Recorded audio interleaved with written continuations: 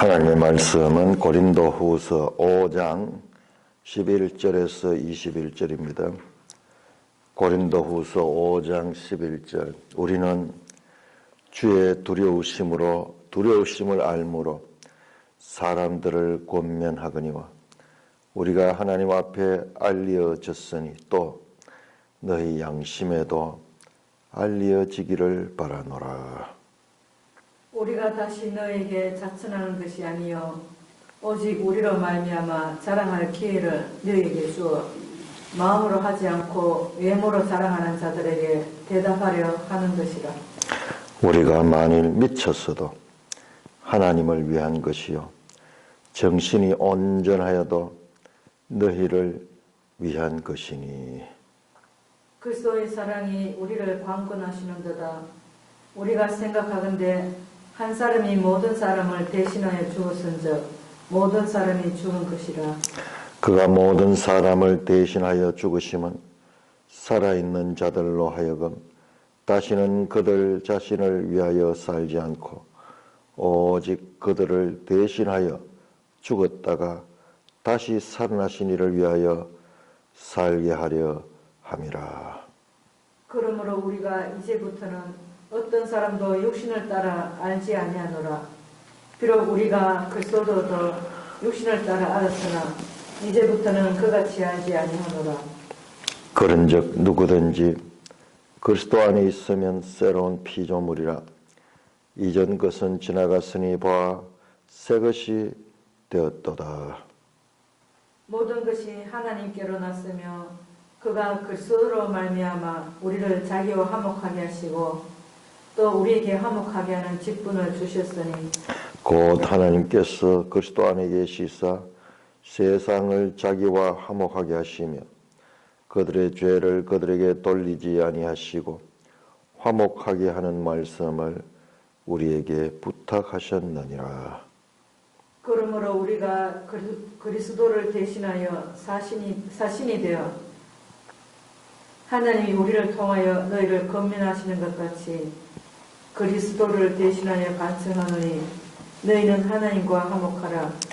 하나님이 죄를 알지도 못하신 이를 우리를 대신하여 죄로 삼으신 것은 우리로 하여금 그 안에서 하나님의 의가 되게 하려 하심이라. 아버지 하나님 은혜를 감사합니다. 이 아침도 사도의 말을 잘 깨닫도록 주님 인도하여 주옵소서. 예수님 이름으로 감사하며 기도드리옵나이다. 아멘. 자, 5장 11절. 우리는 주의 두려우심을 알므로. 자, 이 말씀은 앞에 나오는 5장 10절에 우리가 다 그리스도의 심판대 앞에 나게 되다. 선악간에 그 몸으로 행한 것을 따라 받으려 함이라 하는 말씀과 연결됩니다. 그리스도의 심판대. 그리스도 심판대는 두려운 것입니다. 우리가 행위대로 심판을 받는 것입니다. 이 두려움은 한편으로는요, 믿음의 뒷면입니다. 두려움이 우리를 믿음으로 나아가게 하는 그런 부정적인 자극을 줍니다. 이와 같은 두려움도 하나님의 은혜입니다. 세상에 취해 있는 사람은 그냥 현실만 보지 주의 심판을 생각하지 않습니다. 그러나 그리스도의 심판대를 아는 자들은 이 땅의 삶을 살 때 우리가 영원한 형벌로 떨어지지 아니할까 하는 두려움을 가지게 됩니다. 자, 지금 이 말씀은요,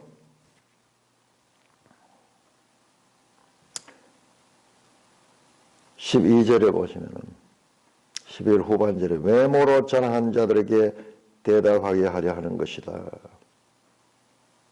외모로 자랑하는 자들이 누구냐? 거기 12절에 보면 우리가 다시 너에게 자천한 것이 아니요. 자천하다 하는 말 앞에 3장 1절에 나왔고 4장 2절에 나왔죠. 이게 지금 고린도 교회와 그 사도 바울 간에 있었던 그 사건과 관계됩니다.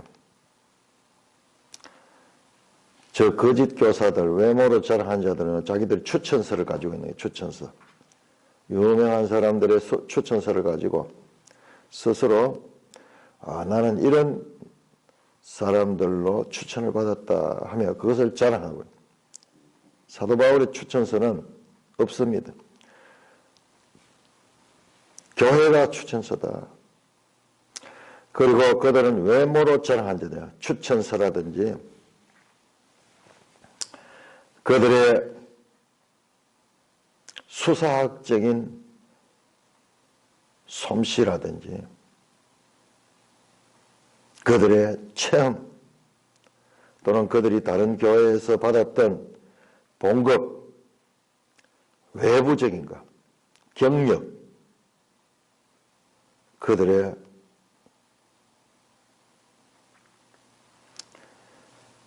신비한 체험들, 그런 것들을 자랑하는 거예요. 그런 것들을 자랑하는 거예요. 그리고 우리가 고린도 전서를 보면은 고린도 전서에 이 은사 문제가 많이 나왔죠. 방언과 그리고 여러 가지 영적인 체험들, 그러한 것들이 많이 나왔습니다. 그러나 바울은 그와 같은 것들을 숨깁니다. 그 외모로 자랑하는 것들을 숨기고 오직 그리스도의 은혜 아래 자신을 낮춥니다.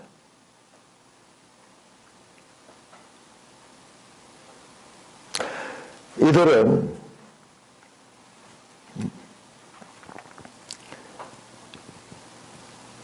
바울의 고난을 에덴약에 속한 것이다. 오히려 옛날에는 그런 고난이 있었지만 이제 그리스도가 모든 사역을 완성했는 이 은혜 시대에는 감사와 찬양과 누림만 있다고 생각하면서 이런 두려움도 가지지 않습니다. 이제 우리는 다 완성됐다. 그들은 하나님의 백성들을 더 이상 고난받는 일이 없고 예수가 고난을 다 받았고 예수가 다 해결했기 때문에 우리에게는 두려움이 없다. 우리는 완전한 기쁨의 상태, 수준 높은 영적 차원에 이미 도달했다. 고린도전서 4장 8절에서 우리가 이미 배부르며 이미 부유해졌다 그러면서 사도 없이도 우리는 이제 완성이 됐다. 그와 같은 말씀을 하는 것을 우리가 보았습니다. 자, 그런 배경과 연관해서 우리가 봐야 됩니다.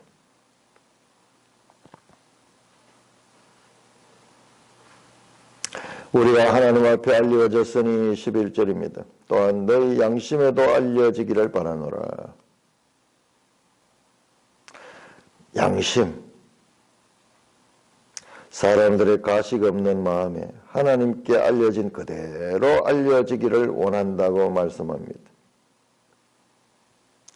우리가 다시 너에게 자천한 것이 아니요 오직 우리로 말미암아 자랑한 기회를 너에게 주어 마음으로 하지 않고 외모로 자랑한 자들에게 대답하라는 것이라.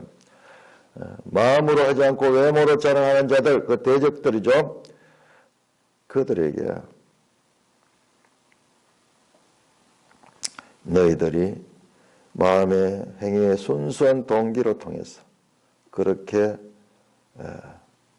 자랑할 수 있는 그와 같은 반응을 할 수 있도록 하게 한다. 자, 외모라는 말은 프로스폰, 외모로 자랑한다. 이 자는 누구냐 그러면 2장 17절에 나왔던 말씀을 혼잡케 하는 자. 더 정확하게 하면 이 포도주 원액에다가 물을 섞어가지고 이득을 많이 남기기 위해서 속이는 자들이죠. 그들은 말씀을 바로 전하는 것이 아니라 말씀을 팔러다는 거예요. 말씀을 이용해서 자기들의 권위를 얻고 그 말씀에 자기들의 생각을 섞어가지고 자기 유익을 쫓는 그와 같은 자들. 그들은 외모로 전하는 이들은 바울의 대적자로서 자신들의 전문적인 수사학적 솜씨와 다른 사람들의 추천서와 또는 다른 교회에서 받았던 사역의 대가들 뭐 이런 것들 또 황홀한 영적 체험들 이런 것들을 가지고 그들은 자랑합니다. 바울은 그런 게 없잖아. 우리는 이런데 바울은 아직도 저 밑에 단계에서 고생하고 고난과 환난과 그런 상태인데 그것은 아직까지 수준이 미달이기 때문에 그렇다. 이러면서 자신들의 이 외모적인 것을 자랑합니다. 자, 우리 10장 한번 볼까요? 10장 7절. 10장 7절 너희는 외모만 보는도다. 만일 사람이 자기가 그리스도에 속한 줄을 믿을진대 자기가 그리스도께 속한 것 같이 우리도 그러한 줄 자기 속으로 다시 생각할 것이라.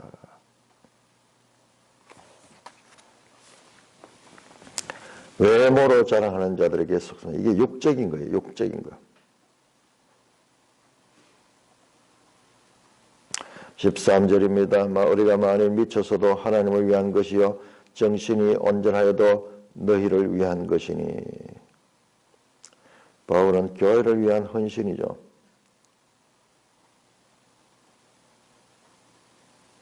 그리스도의 사랑이 우리를 강권하시는도다. 생각한데 자 이제 그리스도의 사랑, 그리스도의 십자가의 죽으심과 부활이 나옵니다. 자, 우리가 3장 6절에서 새 언약이란 새 언약은 언약적 관점으로 새 언약이고 이 새 언약의 이 성취는 예수 그리스도로부터 예수 그리스도. 그러니까는 그리스도의 죽으심과 부활하심과 성천하심과 보좌 우편하심과 성령에 보내주신 모두 새 언약은 예수 그리스도의 사역을 통하여 성취된 결과입니다. 그러니까는 이제 본질로 그리스도의 사랑과 그리스도의 사역에 대해서 말씀이 나옵니다. 그리스도의 사랑이 우리를 강구하시오. 우리가 생각하기에 한 사람이 모든 사람을 대신하여 죽었습니다. 모든 사람이 죽은 것이다. 이 로마서 5장 12절에 나오는 말씀을 그대로 지금 나타납니다.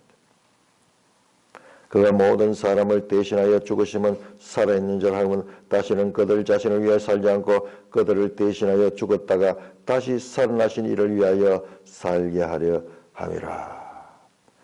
그리스도의 고난과 그리고 영광의 부활 이것이 성도들에게도 동일하게 적용된다는 것입니다. 그리스도와의 연합은 그냥 영광으로만 연합이 아니라 고난과 영광에 모두 참여하는 것이라고 말한 것입니다. 너희 중에 누구든지 나를 따르거든 자기 십자가를 지고 나를 쫓아라.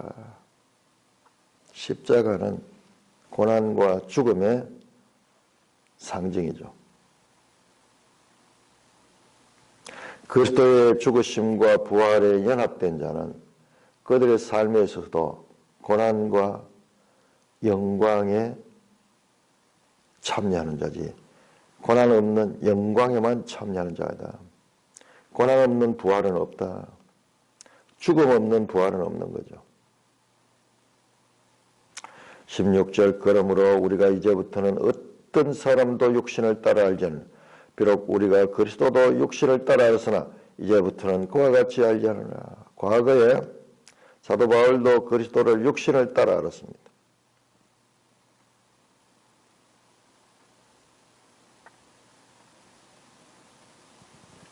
그는 그리스도를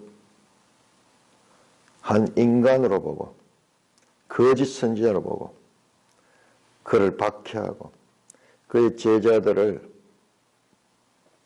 박해했던 자입니다. 그러나 이제부터는 그같이 알지 않는다.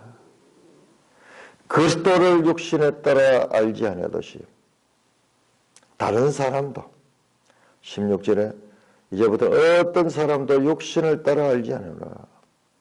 과거에는 우리가 그리스도도 육신으로서는 이제는 그같이 알지 않았듯이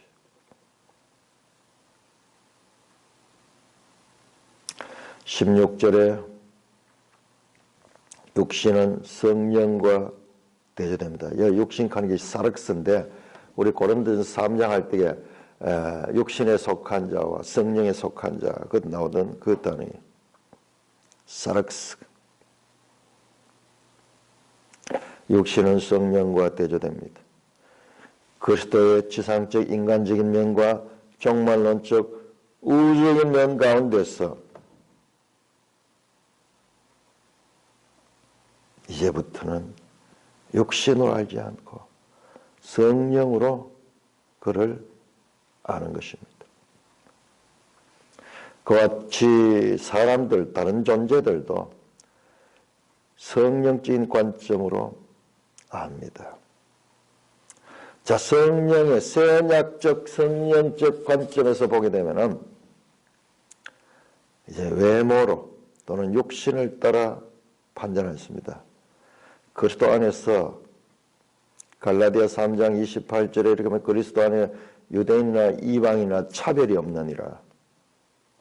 이것도 육신을 따라 알지 않는 거예요. 이제 그리스도 안에서 차별이 없어집니다.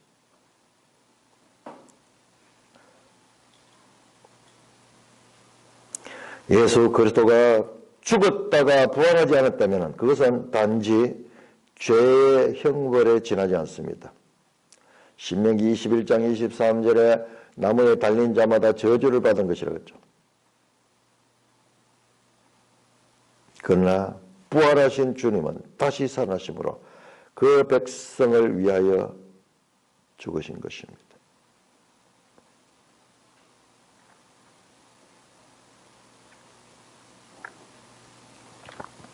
(17절입니다) 그런즉 누구든지 그리스도 안에 있으면 새로운 피조물이라 이전 것은 지나갔으니 보라 새 것이 되었도다.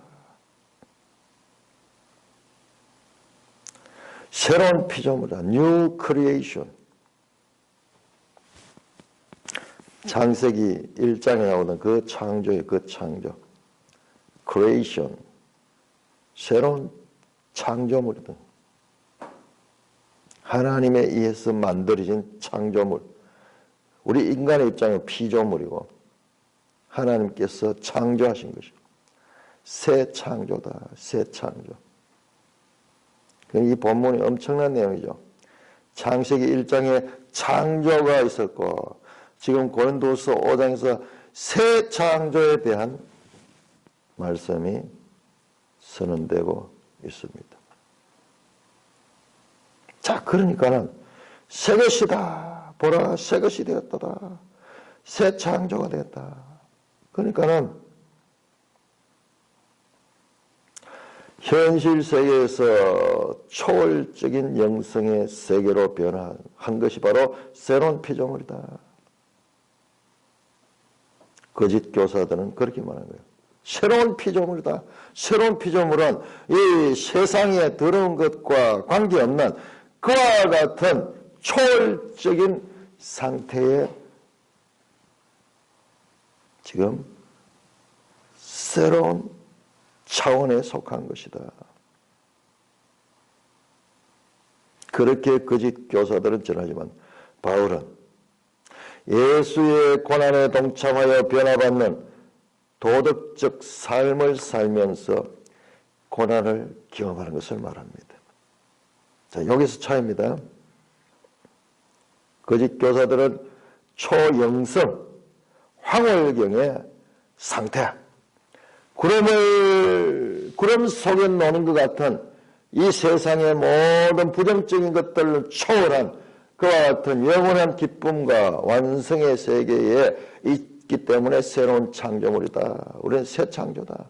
애창조가 아니고 새 창조다. 그러나 바울은 그렇게 말하지 않습니다.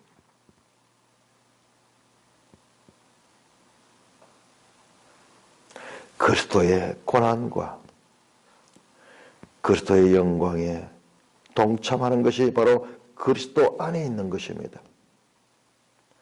그리스도의 영광에만 있는 자들이 아니고 죽었다가 다시 살아나신 그 죽으심과 부활, 고난과 영광에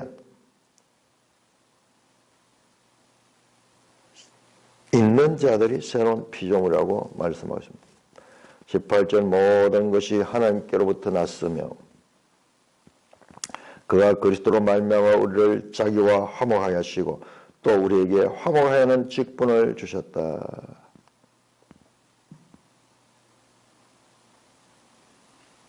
화목하다. 화목이라는 헬라어는 카탈렉에 가는 것인데요. 영어로 reconciliation.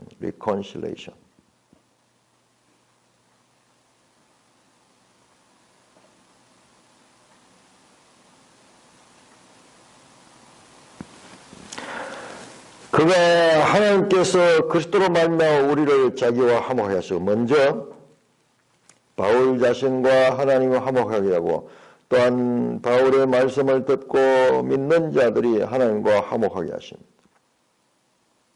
뿐만 아니라 또 화목하게 하는 직분을 주셨다. 자, 우리 1장에서 환난 가운데서 이긴 자들이 위로를 받게 하시고 그 위로를 받은 자들이 다른 환난에 처한 자들을 위로할 수 있게 하시는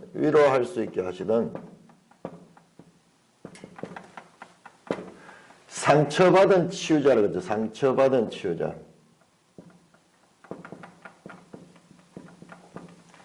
자기가 아파본 사람이 치유할 수 있다. 아파본 사람이 치유할 수 있다.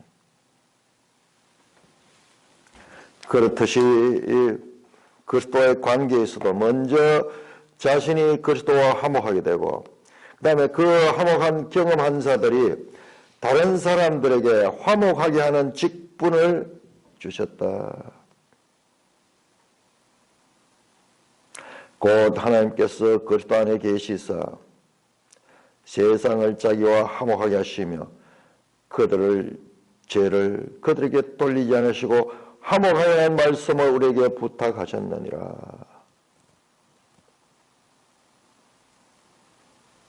화목의 주체는 하나님이십니다. 그것을 실제적으로 이루시는 분은 화목의 중재자는 그리스도입니다. 자, 여기에서 우리가 중요한 것을 또 보겠는데요. 자, 화목하게 하는 분리돼서 죄 때문에 세상과 그 하나님은 불화된 것을 그리스도께서 화목하게 하신대요. 이 화목하게 하는 주제는 누가 하느냐? 하나님께서 성부 하나님. 성부는 누구? 주제자다, 주제자. 그러나 실제로 중재를 하는 분은 누구냐? 실제로 오셔서 중재를 하신 분은 성자 하나님입니다. 그리스도입니다. 그리스도.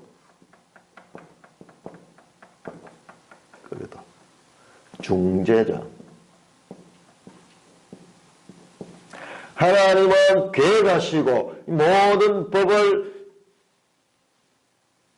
만드신 분이고 그 법을 실제 이 땅의 사람들과의 관계에서 중재하는 그와 같은 역할은 성자가. 하나님이 그냥 뚝딱 해치우는 것이 아니라 그 아들을 통하여 그 일을 합니다. 우리 여기에서도 하나님의 주권과 사람의 책임의 역할을 볼 수 있는 하나님의 주권자 되시고 그 다음에 그것을 성취하시는 그런 사람의 어떤 책임처럼 삼위일체 하나님께서도 그와 같은 성자는 중재자 되시고 그 다음에 성령은 실제로 그것을 이룰 수 있도록 도우시는 분이야. 실제로 도우시는 분, 성령 하나님. 그런 구원은 성령 하나님은 실제로 보혜사로 오셔서 보혜사 도우시는 분이고 가르치고 도우고 일하는 이 모든 것이 이 구원사역인데 이 구원사역은 하나님께 속한 것이다.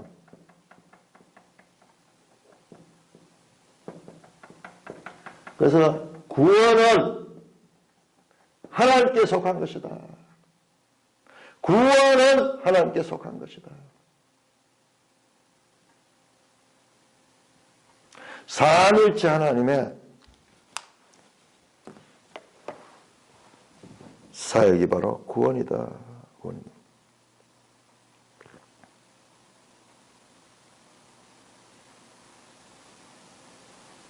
그와 같은 구원을 경험한 자, 하나님과의 관계를 화목한 자, 구원은 다른 말로 하면 하나님과의 관계가 회복된 자예요.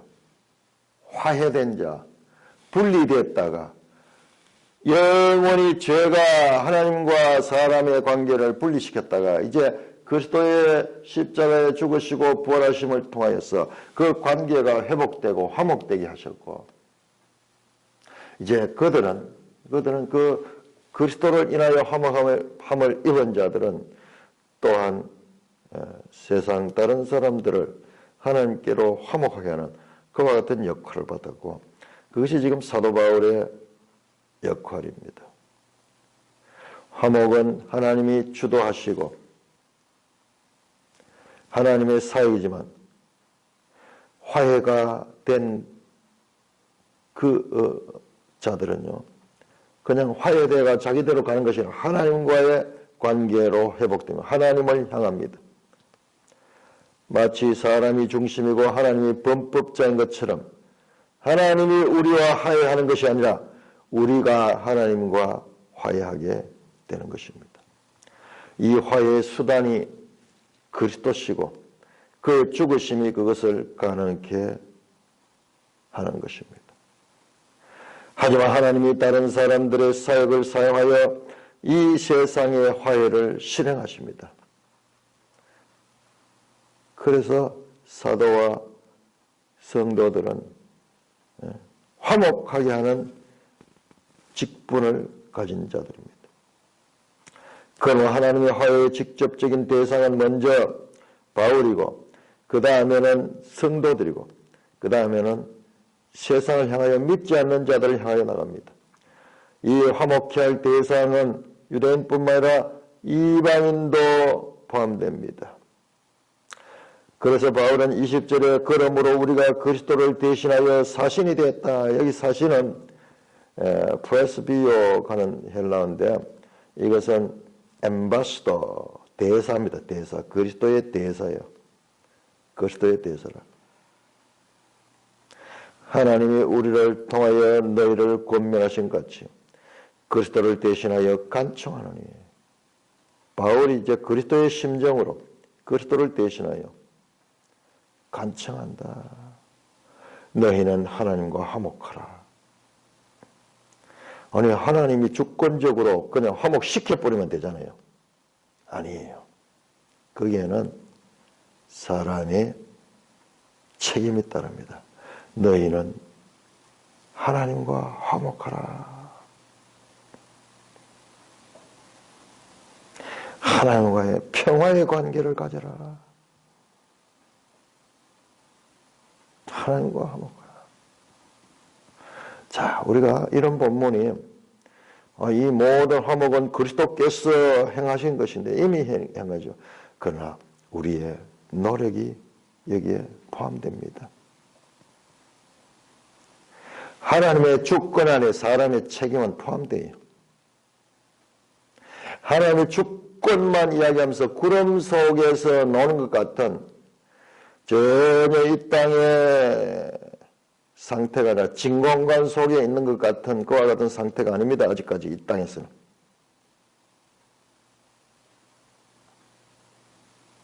하나님과 화목하라. 자, 우리 이사야 40장 한번 볼까요? 이사야, 우리가 지난번에 이사야 39장까지 공부를 했는데요. 이사야 1부를 봤어요. 1부. 자, 2부부터가 40장부터인데, 자, 40장 시작하자마자 어떻게 하는 거 보세요. 너희 하나님이 이르시되 너희를 위로하라. 내 백성을 위로하라. 위로하라. 위로하라.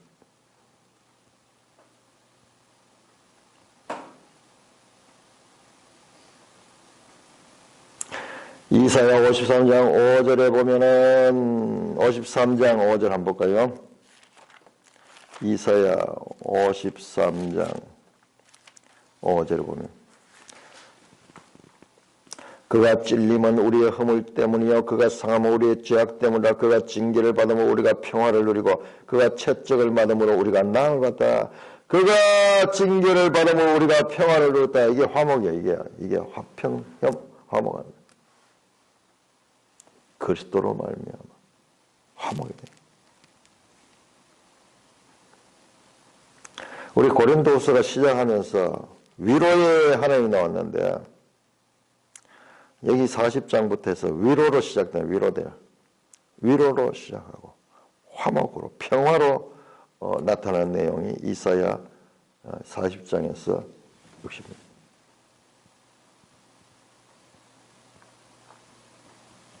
너희는 하나님과 화목하라. 21절 하나님이 죄를 알지도 못한 이를 우리 대신하여 죄로 삼으신 것은 우리로 하여금 그 안에서 하나님의 의가 되게 하려 함이라. 이것도 로마서 이야기가 그대로 나옵니다. 자, 로마서 3장 21절. 자, 성경과 성경과의 관계, 또 특별히 바울 서신에서의 바울 서신과의 관계. 로마서 3장 21절.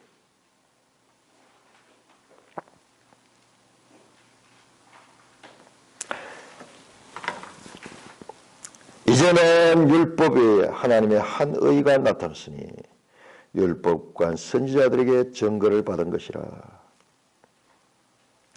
20절에 율법의 행위로 그 앞에 어렵다 하심을 얻을 육체가 없나니 율법으로는 죄를 깨달음이라. 이제는 율법이 하나님의 한 의가 나타났고 율법과 선지자 곧 예수 그리스도를 믿음으로 말미암아 믿는 자에게 미치는 하나님의 의인이 차별이 없느니라. 그리스도는 하나님의 의로 나타나셔서 우리를 대신하여 죄로 존재 자체가 죄로 삼아졌어요. 그 이유가 우리로 하여금 그 안에서 하나님의 의가 되게 하려 하시기 위해서 그리스도께서 우리의 죄를 대신해서 지시며 하나님과 인간의 관계, 아담 이후로부터 오르던 그와 같은 하나님과의 불화한 관계를 화목의 관계로 만드셨다고 말씀하며 지금 말씀의 핵심은 예수 그리스도로 나아가고 있습니다. 새 언약은 바로 예수 그리스도의 사역이고 예수 그리스도 안에서 이루어진 것임을 우리는 다시 한번 확인할 수가 있습니다. 찬송가 304장입니다.